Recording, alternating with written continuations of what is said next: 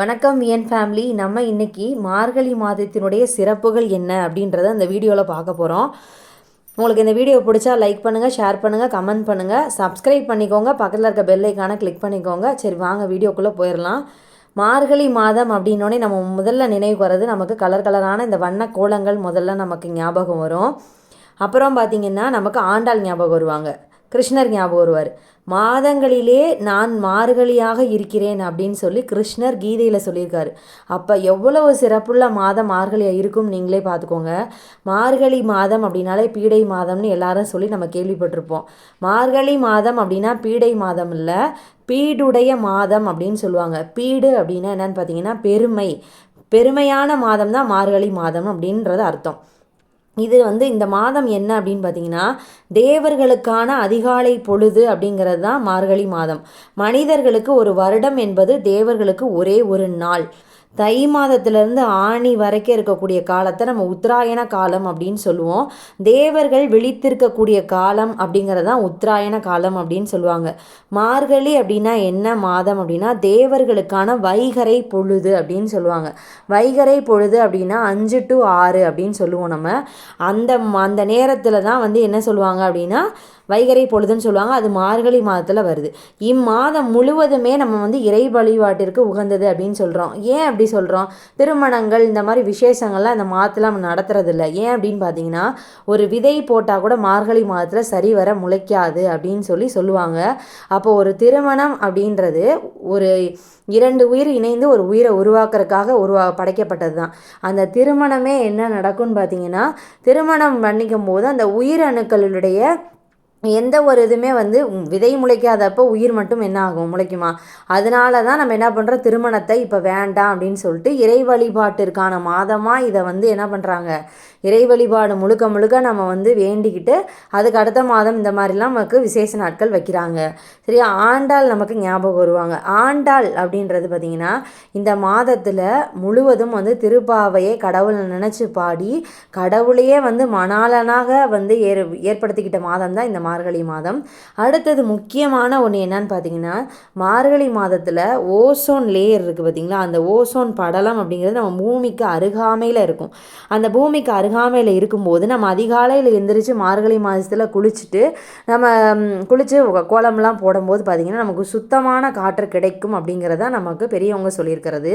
அப்புறம் பார்த்திங்கன்னா கோவில்களில் திருப்பாவை, திருவம்பாவை, திருப்பள்ளி எழுச்சி அப்படிங்கிறதெல்லாம் என்ன பண்ணுறாங்க அப்படின்னா பாடப்படும். திருப்பாவை அப்படிங்கிறது பெருமாளுக்காக பாடப்படுவது, திருவம்பாவை அப்படிங்கிறது சிவனுக்காக பாடப்படுவது. சரியா? அதனால என்ன பண்ணுறாங்கன்னா இந்த பாடல்லாம் பாடப்படுது அப்படின்னு சொல்கிறாங்க. இந்த மாதத்தில் பார்த்திங்கன்னா மிகச்சிறப்பான ஒன்று என்னன்னு பார்த்தீங்கன்னா என்றும் 16 வயது அப்படின்னு சொல்லி சிவபெருமானிடமிருந்து வரத்தை பெற்ற மார்க்கண்டேயர் பிறந்த மாதம் மார்கழி மாதம். ஏன்னா மார்க்கண்டேயர் யாருன்னு உங்களுக்கு தெரியுமா? இவர் மார்க்கண்டேயர் அப்படிங்கிற சின்ன பையனை யமன் பிடிக்க வருவார். அப்போ இவர் சிவபெருமானை கட்டி பிடிச்சிக்கிட்டு நீ காப்பாற்றுங்கன்னு சொல்லுவார். அப்போ சிவபெருமான் யமனையே எதிர்த்து என்ன பண்ணுவார், இவரோட உயிரை காப்பாற்றி என்றும் 16ஆக நீ வாழ்வாய் அப்படின்னு சொல்லி வரத்தை கொடுப்பாரு.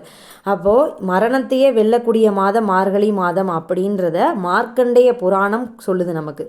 அடுத்தது பார்த்திங்கன்னா மிருத்யுஞ்ச ஹோமம் அப்படின்னு சொல்லுவாங்க. ஹோமம்னா யமனை வெல்லக்கூடிய வேள்வி செய்யக்கூடிய மாதம் இந்த மாதம் அப்படின்னு சொல்லப்படுது. இந்த தகவல்கள்லாம் உங்களுக்கு புதுசாக இருந்துச்சு அப்படின்னா என்னோடய வீடியோ லைக் பண்ணி ஷேர் பண்ணுங்கள். மார்கழி மாதத்தில் நம்ம செய்யக்கூடிய மிக முக்கியமான ஒரு விஷயம் என்னன்னு பார்த்தீங்கன்னா வாசலில் கோலமிட்ட பின்னாடி 2 அகல் விளக்குகளை எடுத்துகிட்டு போய் நிலவாசப்படியில் நம்ம பொருத்தி அதுக்கு பிறகு வீட்டுக்குள்ளே நம்ம காமாட்சி விளக்கையோ நம்ம எக்ஸ்ட்ரா என்னென்ன விளக்கு பொருத்தணும்னு நினைக்கிறோமோ அந்த விளக்கெல்லாம் நம்ம பொருத்தி நம்ம சாமி கும்பிட்டா நமக்கு நல்லது நடக்கும் அப்படின்னு சொல்லப்படுது. அடுத்தது இந்த மாதத்தில் மிகச்சிறப்பான புராண நிகழ்வெல்லாம் நடந்திருக்கு அப்படின்னு சொல்கிறாங்க. அந்த புராண நிகழ்வு என்னன்னு பார்த்தீங்க அப்படின்னா மகாபாரத போர் நடந்துச்சு. இந்த மகாபாரத போர் நிகழ்ந்தது மார்கழி மாதத்தில் தான் நிகழ்ந்திருக்கு. 2வது நிகழ்வு என்னன்னு பார்த்தீங்கன்னா பார்க்கடலை அமிழ்தத்து வேணும்னு சொல்லிட்டு தேவர்களும் அசுரர்களும் கடைவாங்கல்ல, அந்த கடையும் போது ஆழகால விஷம் வெளியில் வரும். அந்த ஆழகால விஷத்தை சிவபெருமான் உண்டு மக்களை எல்லாம் காப்பாற்றிய மாதம் இந்த மாதம். அடுத்து ரொம்ப முக்கியமான ஒன்று என்னென்னு பார்த்தீங்கன்னா, இந்திரன் வந்து கோபமடைஞ்சு மலையை வந்து அதிகமாக கொடுப்பாரு. அப்போ கோவர்தனகிரி மலையவே வந்து குடையாக தூக்கி கிருஷ்ணர் வந்து மக்களை எல்லாம் காப்பாற்றியது எந்த மாதம்னு பார்த்தீங்கன்னா, இதே மாதத்தில் தான் அவர் வந்து காப்பாற்றியிருக்கிறார் கிருஷ்ணர். இந்த நிகழ்வு எல்லா புராண நிகழ்வுமே மார்கழி மாதத்தில் தான் நடந்திருக்கு. அப்போது கடவுளை அடிப்படையாக கொண்ட அனைத்து நிகழ்வுகளுமே மார்கழி மாதத்தில் தான் நடந்திருக்கு. அதனால தான் இந்த மாதத்தை நம்ம இறை வழிபாட்டிற்கான மாதம் அப்படின்னு சொல்கிறோம். இன்னொன்று சிறப்பு அப்படின்னு பார்த்தீங்கன்னா, திருவாதிரை விரதம் நிறைய பேர் மேற்கொள்வாங்க. திருவாதிரை விரதம் அப்படிங்கிறது ஆருத்ரா தரிசனம் அப்படின்னு நம்ம சொல்லலாம். ஆருத்ரா தரிசனம் அப்படிங்கிறது நான் உங்களுக்கு பிக்சரில் காட்டியிருக்கேன் பாருங்கள். இதுதான். இது வந்து சிதம்பரத்தில் சிவபெருமானுக்காக நடக்கக்கூடிய நிகழ்வு. இதுவும் இந்த மாதத்தில் தான் நடக்கும். திருவாதிரை விரதம் எடுத்து மேற்கொள்பவர்களும் இந்த மாதத்தில் தான் மேற்கொள்வாங்க. அடுத்தது ஸ்ரீரங்கத்தில் வைகுண்ட ஏகாதேசி வந்து பெருமாளுக்காக கொண்டாடப்படும். வைகுண்ட ஏகாதேசி அப்படிங்கிறது எல்லாருக்குமே பொதுவாக தெரிஞ்சிருக்கிற ஒன்று தான். அதனால் நான் அதை சொல்ல விரும்பலை. இந்த மாதிரி சிறப்பான அத்தனை விஷயங்களுமே இந்த மாதத்தில் நடந்திருக்கு. ஹனுமன் ஜெயந்தி மார்கழி மாதத்தில் தான் வரும். இந்த மாதிரி நிறைய இருக்குது. அது மாதிரி விநாயகருடைய சஷ்டி அப்படின்னு சொல்லுவாங்க, அதுவும் இந்த மாதத்தில் தான் வருது. இந்த மாதிரி நிறைய சிறப்புகள் இந்த மாதத்தில் இருக்குது. தமிழ் வருடத்தினுடைய 9வது மாதமாக வரக்கூடிய இந்த மார்கழியை வந்து தனுர் மாதம் அப்படின்னு நம்ம அழைக்கிறோம். அதிகாலையில் குளிச்சுட்டு வாசலில் கோலம் போட்டு இறைவனை மனதார வழிபட்டோம் அப்படின்னு சொன்னோன்னு வச்சுக்கோங்க, கடவுளுடைய மனதார நம்ம வழிபடும்போது கடவுளுடைய அனுகிரகம் நமக்கு முழுமையாக கிடைக்கும். வாசலில் இந்த மார்கழியுடைய 29 நாட்கள் இந்த மாதம் இருக்குது. 29 நாட்களும் வாசலில் கோலம் போட்டு அகல் விளக்கு ஏற்றி வைத்து உங்களுடைய பிரார்த்தனையை வந்து கடவுள்கிட்ட வேண்டும் போது உங்களுடைய பிரார்த்தனை நிச்சயமாக நிறைவேறும். நன்றி, வணக்கம்.